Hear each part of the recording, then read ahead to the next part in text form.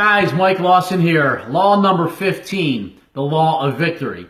And in this quick video, I want to give you 3 important keys to victory if you want your team to succeed. So I'm going to go through them in a second. But the law of victory says this, that a leader always finds a way for the team to win.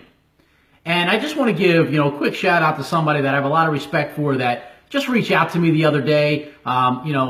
He is building a nice team in a network marketing company, reached out to me, and just said, hey, listen, Mike, I don't really approve with what my upline is doing necessarily as far as telling people how to, approach people because it's really not working.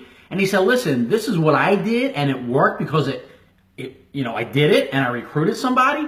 And we were just having a, brainstorming session. And I'll tell you what, I have so much respect for him because having that conversation, I can tell that he just wants his team to win, right? He wants his team to win. He's going to do whatever it takes for his team to win. So I just have a lot of respect for people like that. Listen, if you're a leader, it is up to you to make sure that your team wins. Brett, what's up, man? So, and listen, Winston Churchill, he was quoted as saying, without victory, there is no survival. Listen, World War II, Winston Churchill, and talks about, John Maxwell talks about it in this chapter that, during World War II, Winston Churchill and Roosevelt, teamed up, and victory was the only option. They didn't have a plan B. They were not going to lose. Hey, Julie. Right? So and can you imagine if victory, if they were okay with not winning? What would have happened if, Hitler kept doing what Hitler was doing? But there was no other option. Victory was a must. So my question to you is, are you doing everything that you should be doing to help your team win? Are you doing everything that you can for your family to win? Listen, every single day I'm out there busting my butt, just because no one will work harder than me in my family. No one will ever work harder than me in my team. That's the mentality that you need to adopt, okay? Every single day, you need to outwork your team, right? And I'm not saying that to brag, okay? But I get this from my mother. I just want to give my mother some props right now. 70 years old. She can outwork almost 90% of the people that 99% of the people that I know, right? So, got my little notes that just fell. So, and here's what I loved about, thanks Liz, here's what I loved about this chapter, just because, Michael Jordan's my favorite basketball player of all time, was fun to watch, but John Maxwell says when the pressure is on, leaders are at their best, and he uses Michael Jordan as an example. I mean, listen, when they were losing and there was 3 seconds left on the clock or 5 seconds left on the clock, who got the ball? Jordan. Who wanted the ball? Jordan. Now, he missed over 9,000 shots, okay? And he missed, a lot of those last-second shots, but I'll tell you what, he made a lot of them. And Jordan was a leader. And John Maxwell talks about this story, which really stuck out to me, was in practice, when he was practicing in the early stages, probably throughout his entire career, but when he was at practice, they had a white team, which was all the starters, and then, the not starters, which was, they called it the red team. Well, when Jordan was, he would always be on the white team, and they would blow out, the other team. And then they would switch it up, and then they would put Jordan on the red team and play against all the other starters. And more times than not, the red team would win, in those scrimmages up to 11. And the reason why is just because Jordan made everybody else better, okay?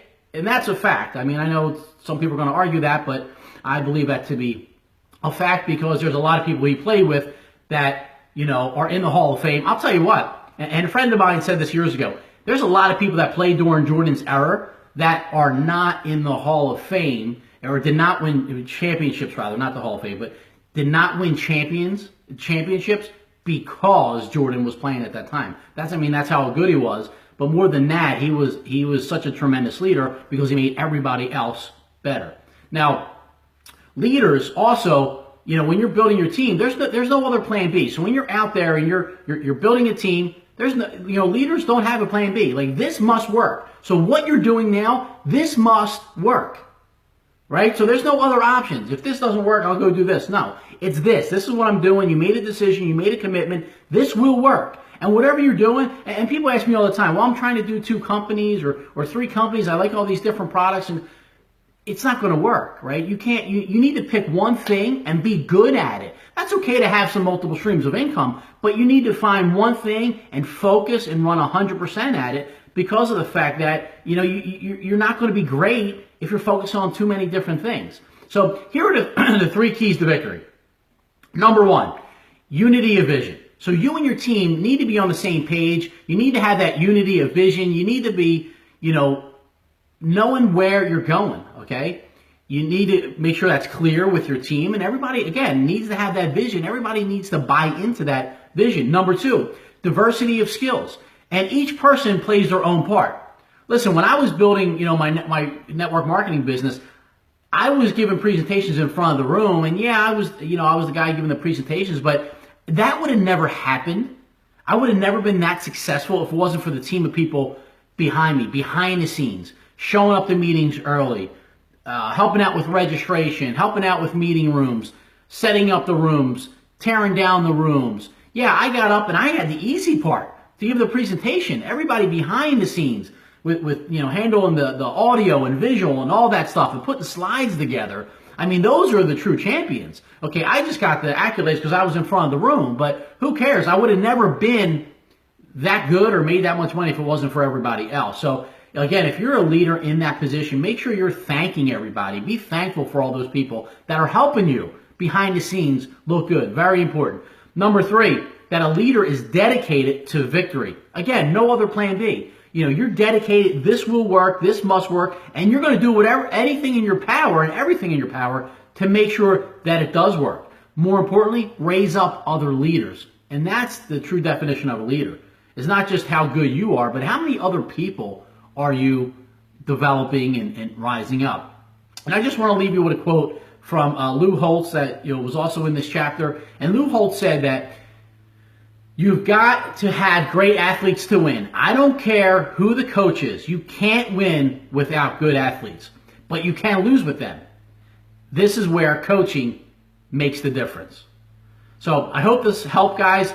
If you found it valuable, please like it, share, comment, tag some of your team members on there. And again, the law of victory says that the leader will always find a way for the team to win. So make sure you're out there. Make sure you go out there and make sure your team wins. Have a great day, everybody.